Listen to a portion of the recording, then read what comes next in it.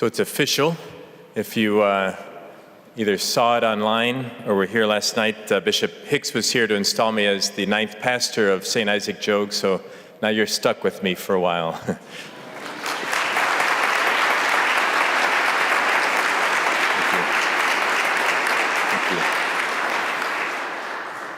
We send, if you're on our email list, you would have received the link for the video on YouTube. It's on the St. Isaac Jogues YouTube. I encourage you to watch it. It's a beautiful ritual where I take an oath of fidelity to the church, and Bishop Hicks presents me to the staff, to the parish council, and to the parish at large. And that oath I take very seriously on staying faithful to what the church teaches and passing it on to the next generation. And it fits so well with the readings for this weekend, as Jesus says, I want you to be salt, light, and a city set on a hill. And it gives me 3 points right there, right? The 3 points: salt, light, and city set on a hill. The context. So we're into the Sermon on the Mount, Matthew chapter 5. Jesus has just taught the Beatitudes on how to be happy.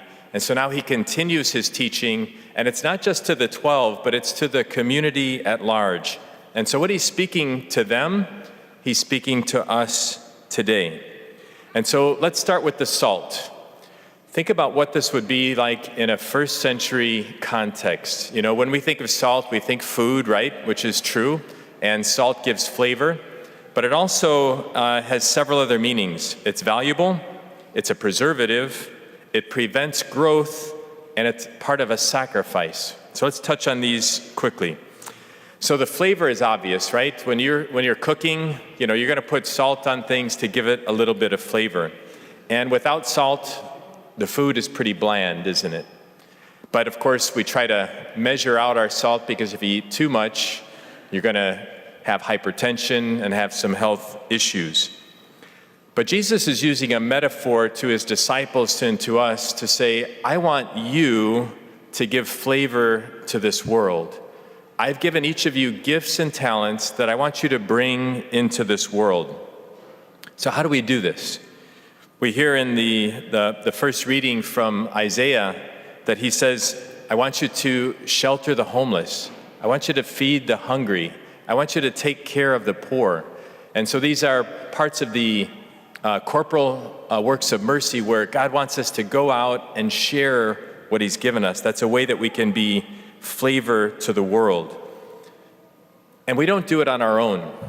We can't give away what we don't have. And so he's really driving home the importance, I think, of union with him. Remember last week we talked about a vocation to beatitude, which is our call to true happiness, which ultimately comes from union with Christ. And we can get a taste of that here on earth by spending time in prayer and adoration, by studying, and by putting our faith into action. And if you're doing Be Formed, we're talking about morality now, where all of us have been given an intellect and a will. And the goal of the Christian life is to know what is good, true, and beautiful, and then have the strength of will to do it. But how often do we know what's right, but our will isn't strong enough? And so what we're doing here at Mass, what we do in prayer, when we study, we're strengthening our intellect and will to choose what is good, true, and beautiful. Salt is also valuable, as I mentioned. At the time of Christ, salt was like gold. They literally paid the Roman soldiers with salt because it was such a valuable commodity. And if you look at Latin or Spanish, what's the word for salt? It's sal, S-A-L, which we get the word salary from. And so what Jesus is saying, I want you to be salt for the world, mean you're valuable in my eyes. I love you, and I want you to go out and share this message of love with the world. It's also a preservative. I remember my grandfather was a farmer, and he had a smokehouse. And it was amazing, you know, so he had his own pigs, and I remember him packing the meat with salt, hanging it in the smokehouse, and it was the best ham and bacon I've ever had. But the meat wasn't refrigerated, it was preserved by the salt. And so by us being salt for the earth, we're meant to preserve the teachings of Christ. And that's one of the oaths that I took last night, that I'm going to try to pass on to the parish what Christ has handed on down through the apostles, through the generations till today. And you as parents as well, parents and grandparents, you're to be salt for your family, to pass on this faith that's been passed on to you. That's part of being salt for the world. And then finally, salt is part of sacrifice. If you go back to Leviticus and the law of the Jews, they would put salt on their sacrifices. And if you go on to Romans chapter 12, St. Paul says we're to offer our bodies as a living sacrifice. And so I think what Jesus is alluding to here is, for us to be salt, we're to offer our very beings back to God. Now, hopefully none of us have to offer it in that way like Jesus did, but in very small, simple ways every day, we can sacrifice our desires, our wants, to give to others what God has already given to us. So be salt for the world. The second image is light. And this is an obvious one, right? Jesus says, you are the light of the world.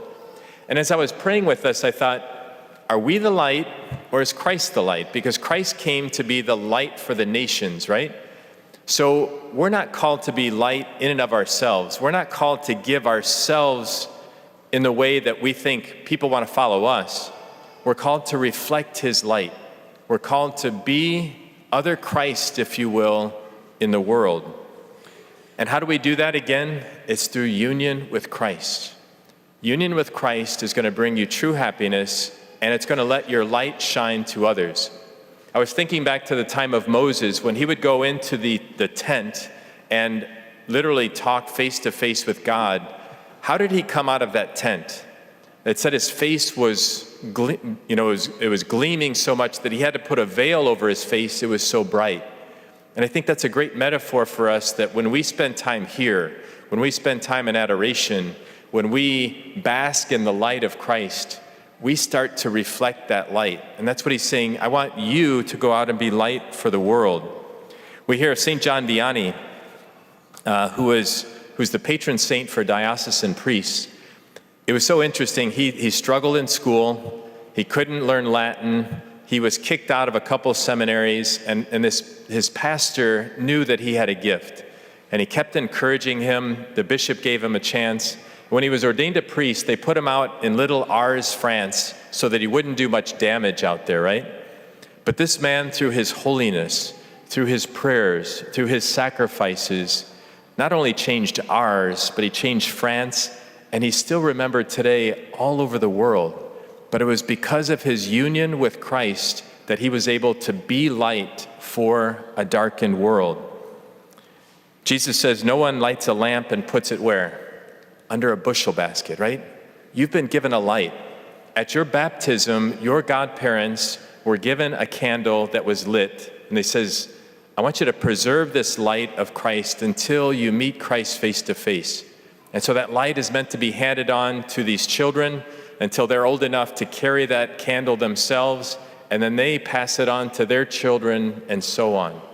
And the beauty of light, when it's passed on, like, I don't lose light if I give it to you, right? If you light somebody else's candle, you don't lose anything. You're actually, they have the same light that you have now.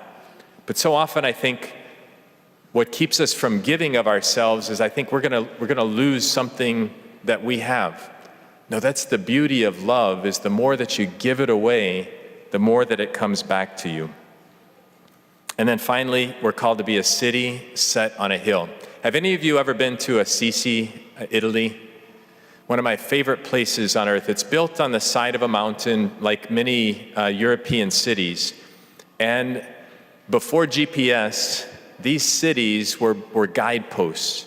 When people would be walking or riding their horses or camels or mules, whatever they had, they would see cities set on a hill and say, okay, there's Assisi, I need to go left of the city, or I need to go right. That the city was a guidepost. Think about that for us today. People are watching what you and I are doing. I know as a priest, I wear this collar wherever I go. Generally speaking, I don't wear it to the gym maybe, but everywhere else I wear this collar because I'm meant to be I'm meant to be a guidepost for people. I know that when people see this collar, they immediately think of God. They might think other thoughts, but they immediately think of God. I remember when I was in college, the Catholics had the worst reputations. They would go out and party the hardest Friday and Saturday night, and then some of them might drag themselves to church on Sunday. And I was thinking, gosh, do I want to be a part of that? They were not being a good city set on a hill. When I go to the grocery store, I see people look what I have in that grocery basket, you know? They watch everything that I do. And that's a good thing because I need to be on all the time. People know that you stand for Christ. And whether you realize it or not, people are watching. And are we guideposts where people see you and say, she belongs to Christ. I'm gonna watch what she does, and and hopefully that person will be attracted to Christ because of the way you live your lives. My friends, Jesus says we're called to be salt and light and a city set on a hill. And what does he say about that salt when it loses its flavor? He says it's gonna be trampled underfoot. We're on for this. Every gift that we've been given is meant to be given away. It's meant to be shared. And that's actually how we find beatitude. It's actually how we find true happiness. And so 3 questions to ponder this week. As salt, how are you preserving the teachings of Jesus? And how do you enhance his message in this world?